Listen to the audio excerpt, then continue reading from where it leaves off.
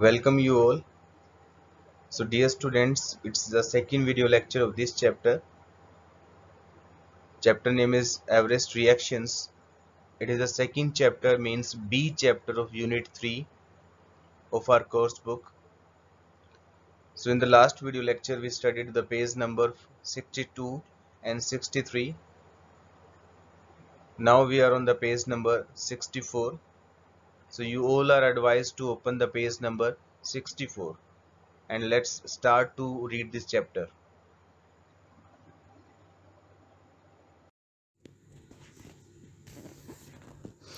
But there it is, said the precocious boy triumphantly, hilary and tensing.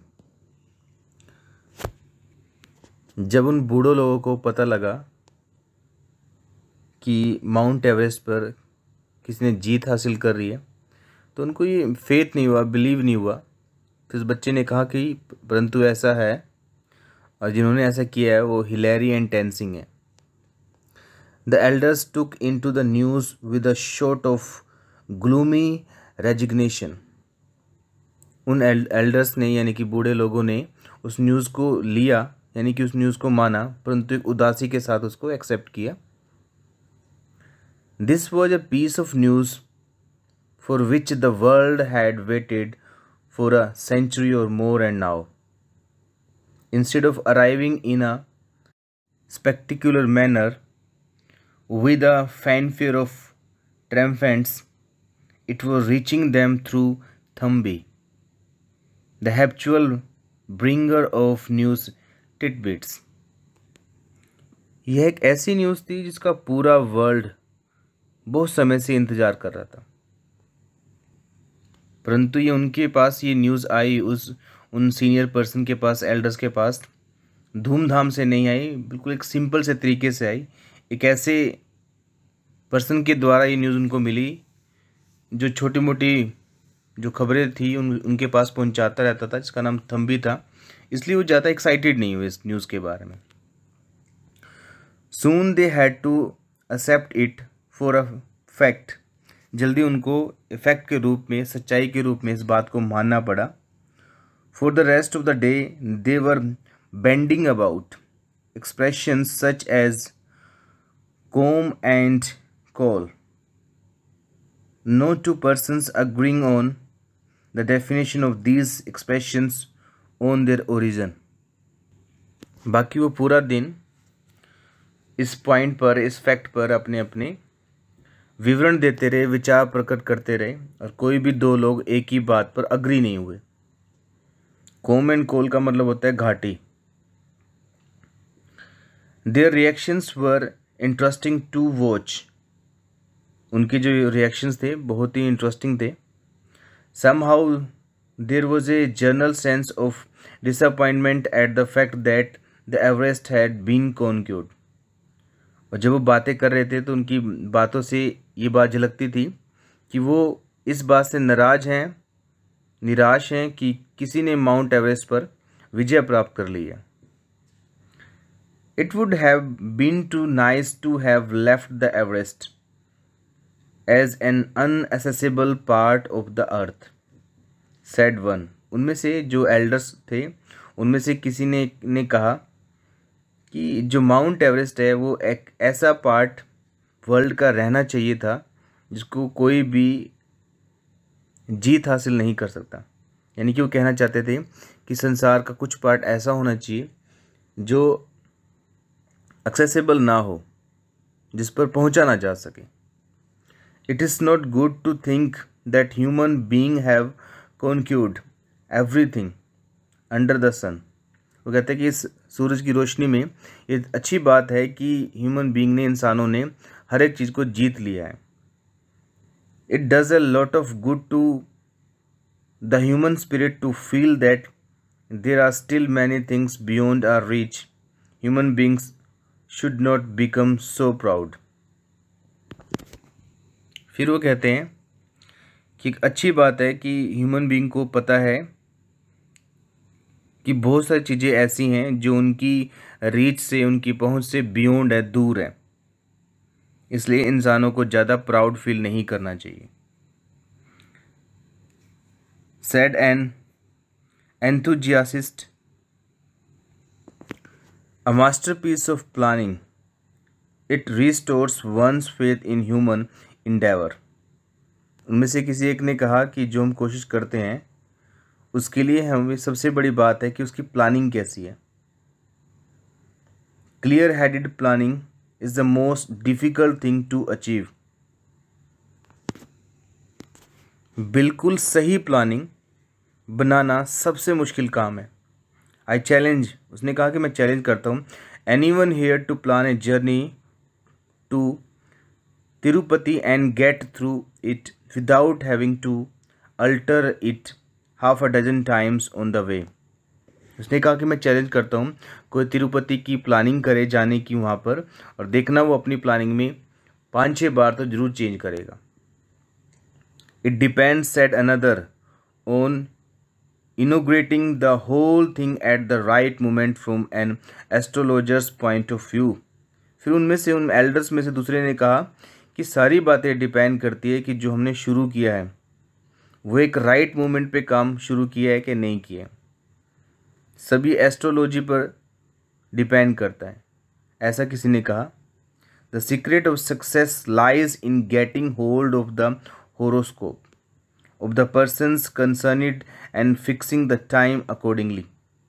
उनमें से एक ने कहा कि कोई भी काम का सक्सेस होना या फेलियर होना उसकी, जो पर्सन वो कर रहा है काम, उसकी होरोस्कोप पे डिपेंड करता है, किस मोमेंट पे उसने वो काम स्टार्ट किया। If it is done accurately it will solve 90% of the difficulties of any undertaking. वो कहता है कि अगर कोई पर्सन होरोस्कोप के हिसाब से कोई काम शुरू करता है राइट मोमेंट पे, तो 90% उसकी डिफ़िकल्टीज उसके काम में, उसके कारोबार में ख़त्म हो जाती हैं। And so no marks of preparations, knowledge, study, scientific application and so forth. और इस चीज़ के अलावा किसी चीज़ की और वैल्यू नहीं रहती कि उस जो काम हम कर रहे हैं उसकी प्रिपरेशन कैसी है, नॉलेज कैसी है, हमें उसकी स्टडी हमने की है कि कोई साइंटिफिक एप्लीकेशन उस पर काम करती है कि नहीं करती, वो सब बातें बेकार हैं। एस्ट्रोलॉजी मेन है, वो ऐसा कहता है, होरोस्कोप मेन है। Even a study become successful only when it is began at the right moment. फिर वो कहता है कि कोई भी स्टडी सक्सेसफुल हो जाती है अगर वो राइट टाइम पे शुरू हो। I am sure they must have avoided Rahu Kalam and other inauspicious movement while beginning their arrangement. मैं इस बात पे श्योर हूँ, ऐसा कहता है कि उन्होंने पक्का ही राहु कलाम को अवॉइड किया होगा जब उन्होंने अपनी ये जर्नी स्टार्ट की, ये सब कुछ अरेंजमेंट स्टार्ट की। I am going to write to the colonel Hunt to send the horoscopes of the members of the expedition and also tell me the exact hour at which they started the preparations। फिर वो कहता है कि मैं colonel Hunt को एक letter लिखने वाला हूँ जिसमें उनसे पूछूंगा कि उन मेंबर की मुझे होरोस्कोप बताओ जब उन्होंने वो यात्रा स्टार्ट की, और किस टाइम स्टार्ट की वो भी मुझे टाइम बताओ। Astrology is a great science sir. उन एल्डर्स में से एक कहता है कि श्रीमान एस्ट्रोलॉजी एक ग्रेट साइंस है। Now they have made a start began another. अब उन्होंने कहा, उन सीनियर्स पर्सन में से एक ने कहा कि अब उन्होंने शुरुआत कर दी है। I believe going to the Everest will become common. उसमें से एक ने कहा कि मुझे लगता है कि एवरेस्ट पे जाना बहुत ही साधारण बात बन जाएगी। It may almost become a holiday resort. वो एक हॉलीडे रिजॉर्ट बन जाएगा। It is going to be difficult to come across a person who has not had a holiday on the Everest. ऐसे पर्सन को ढूंढना मुश्किल हो जाएगा जिसने एवरेस्ट पे हॉलीडे स्पेंड नहीं की हो, यानी कि इतना आसान, इतना कॉमन हो जाएगा वहाँ पर जाना। With so much ice set another with a business temperament. एक दूसरे पर्सन ने कुछ और कहा कि वहाँ पे बहुत ज़्यादा आइस है, जिसका माइंड बिजनेस की तरफ चलता था, जिसका माइंड यानी जिसका स्वभाव बिजनेस करने वाला था। Suppose they find some means of the quarrying all that ice and sending it down. तो कहता है कि मान लो कि उन्हें कुछ ऐसा मिल जाता है जिससे वहाँ की सारी आइस नीचे ला सके। It will revolutionize the cold storage industry completely. वो एक कोल्ड स्टोरेज जो इंडस्ट्री है, किसी को ठंडा करने की जो इंडस्ट्री है, बर्फ़ जमाने की जो इंडस्ट्री है, आइस को जमाने की, बनाने की, उसमें क्रांति आ जाएगी।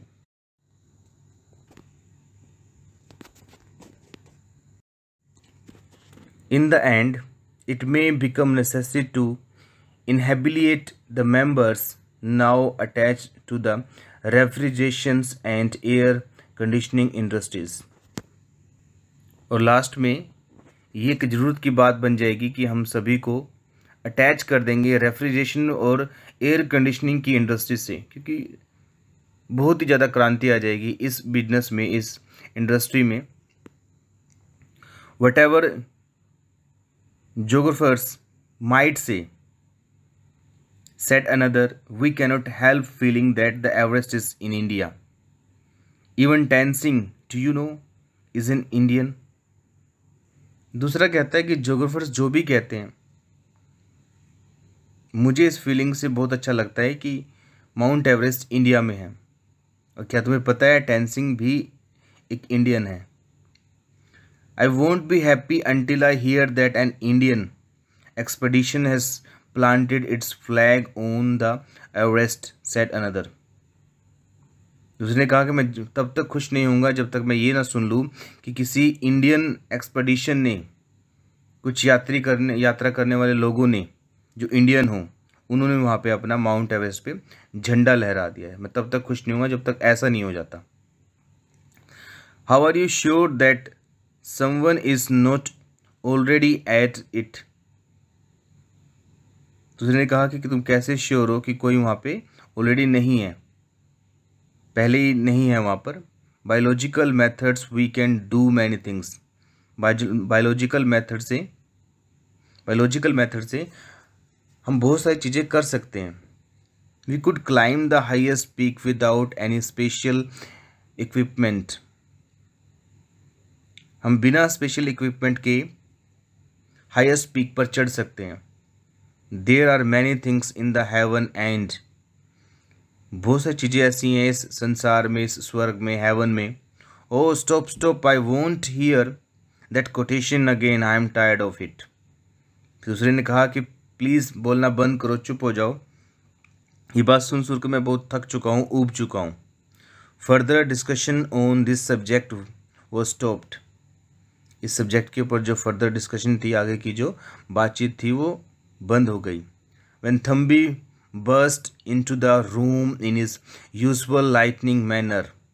थम्बी दोबारा उस रूम में आया अपने हमेशा की तरह, जिस तरह वो आता है, विद द अनाउंसमेंट, एक अनाउंसमेंट के साथ, एक न्यूज़ के साथ।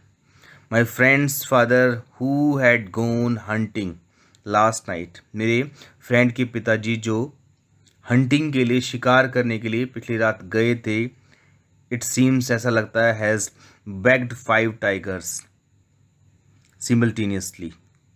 ऐसा लगता है कि उसने 5 टाइगर्स को मार दिया है। This is all about this chapter.